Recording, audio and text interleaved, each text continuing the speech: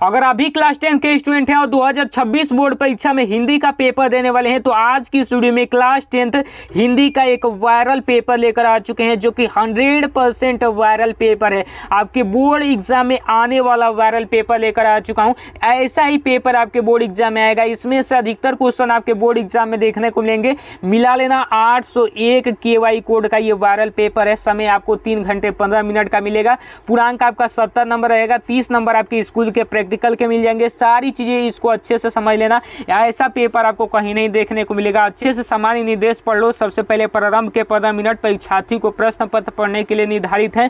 सभी प्रश्न करना अनिवार्य है। प्रश्न पत्र 2 खंड अ तथा खंड ब में विभाजित है।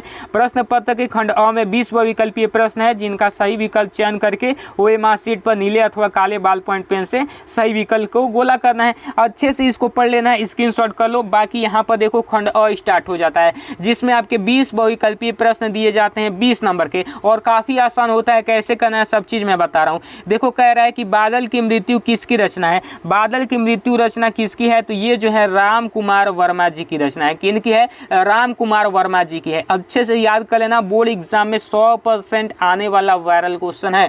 ठीक है, चलो यहाँ पर अगला क्वेश्चन मैं आपको दिखा दे रहा हूँ। अगला क्वेश्चन है गोदान उपन्यास के लेखक कौन है। तो गोदान उपन्यास के लेखक कौन है भाई? तो मुंशी प्रेमचंद्र जी हैं। शेखर एक जीवनी उपन्यास के लेखक कौन है? शेखर एक जीवनी उपन्यास के लेखक कौन है? तो शेखर एक जीवनी उपन्यास के लेखक जो हैं आपका तीसरा नंबर का जो बी नंबर सच्चिदानंद वात्स्यानंद हीरानंद अगेय जी सही हो जाएगा।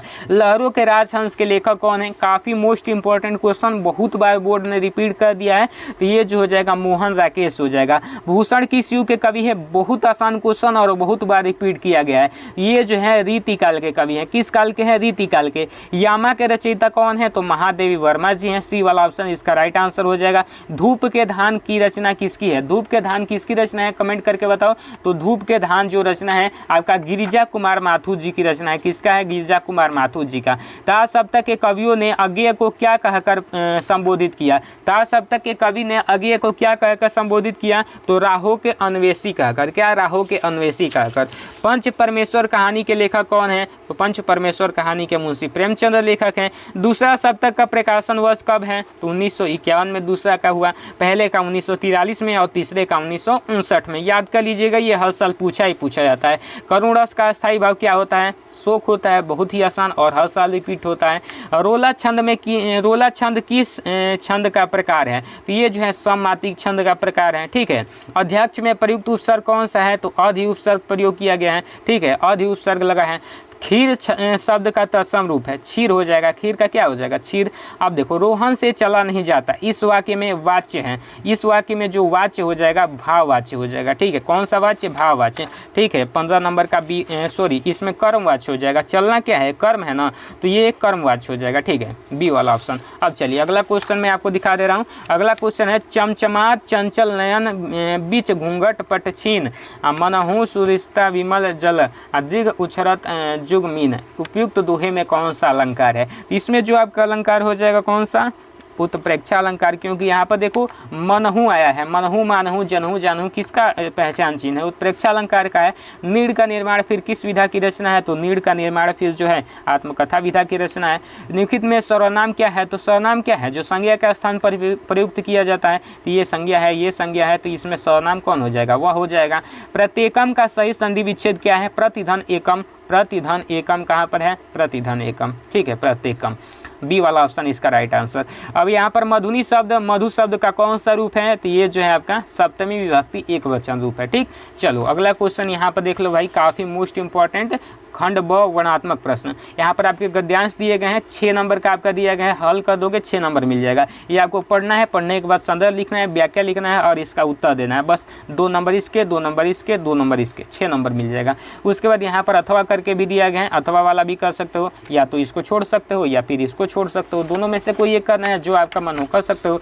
उसके बाद यहाँ पर पद्यांश देखो, पद्यांश भी आपका अच्छे से दिया गया है। इसका संदर्भ बताना है। यहाँ पर क्वेश्चन दिया गया है, इसको बताना है। रेखांकित अंश की व्याख्या कर देनी है। अब यहाँ पर अथवा करके भी दिया गया है, या तो ये करो या तो ये करो। दोनों में से कोई आप कर सकते हो। देख लो काफ़ी शानदार तरीके से, क्योंकि काफ़ी मोस्ट इंपॉर्टेंट चैप्टर है और ये क्वेश्चन है। ठीक है, अब यहाँ पर देख लो। यहाँ पर अगला क्वेश्चन आपका आता है कि संस्कृत गद्यांश का संदर्भ सहित हिंदी में अनुवाद करोगे 5 नंबर का। संदर्भ लिखोगे 2 नंबर, अनुवाद करोगे 3 नंबर 5 नंबर मिल जाएगा। ये अच्छे से पढ़ लेना। ये नहीं आ रहा है तो अथवा देख लो, काफ़ी आसान है, भारतीय संस्कृति चैप्टर से लिया गया है, अच्छे से कर सकते हो। अब देखो यहाँ पर संस्कृत पद्यांश वाला भी दिया गया है, ये भी 5 नंबर का है। यहाँ पर संदर्भ लिखोगे तो यहाँ पर आपको 2 नंबर और यहाँ पर व्याख्या करोगे तो 3 नंबर। तो इसको पढ़ लो अच्छे से, यहाँ पर देख लो। अभी चलो अगला मैं आपको दिखा दे रहा हूँ। आगे यहाँ पर आपका आता है खंड काव्य, इसको अच्छे से देख लो, जो भी आपके ज़िले में लगता हो उसको तैयार कर लेना। बाकी यहाँ पर लेखक परिचय आ जाता है, केवल ये वाला और यहाँ पर ये वाला हो गया, और यहाँ पर राजेंद्र प्रसाद और रामधारी सिंह दिनकर, ये 3 तैयार कर लोगे, कोई भी एग्जाम में कोई दिक्कत नहीं होगी, 5 नंबर आपके हाथ में आ जाएगा, ठीक है। अब कवियों में देखो कौन सा तैयार करना है, सूरदास, तुलसीदास और सुमित्रानंदन पंत। सूरदास, तुलसीदास और सुमित्रानंदन पंत 3 तैयार कर लो, 5 नंबर 100% गारंटी है। यहाँ पर श्लोक कोई भी 2-3 याद कर लेना, लिख दोगे काम हो जाएगा एक श्लोक। अब यहाँ पर देखो, यहाँ पर पत्र लेखन आ चुका है, और पत्र लेखन आपको मैंने बताया ही है कि आपको जन्मदिन पर बधाई देने के लिए किसी को पत्र लिखना हो तो वो लिखना समझ लेना, और यहाँ पर अपने प्रिंसिपल के पास लिख देना, जो कि अगर आपके स्कूल में अगर खेल सुविधाओं की कमी है या फिर किताबी सुविधाओं की कमी है तो उस चीज़ के बारे में लिखना सीख लेना, क्योंकि यही पूछा जाता है। देख लो 4 नंबर का ये पूछा गया है, और यहाँ पर जन्मदिन वाला पूछा गया है, तो बस इसको तैयार कर लेना। अब यहाँ पर देखो कह रहा है संस्कृत में उत्तर देना है, तो यहाँ पर आसान दिए जाते हैं, बस आपको 4 में से कोई 2 करना है, आपको 2 नंबर लेकर चला जाना है बस। अब देखो यहाँ पर निम्नलिखित में से किसी एक विषय पर निबंध लिखिए, 7 नंबर का है। ये देख लो बहुत सारे विषय पर दिया गया है, कोई एक सब मतलब लेकर लिख दोगे, यहाँ पर इसको ही उठाकर लिख दो या फिर इसको लिख दो, कोई लिख दोगे, बस काम हो गया। तो बस ऐसा ही पूरा का पूरा पेपर आपका आता है बोर्ड एग्जाम का, इसी पैटर्न पर आएगा। देखो ये नहीं कि यही आएगा, बस पैटर्न यही रहेगा, क्वेश्चन का लेवल यही रहेगा,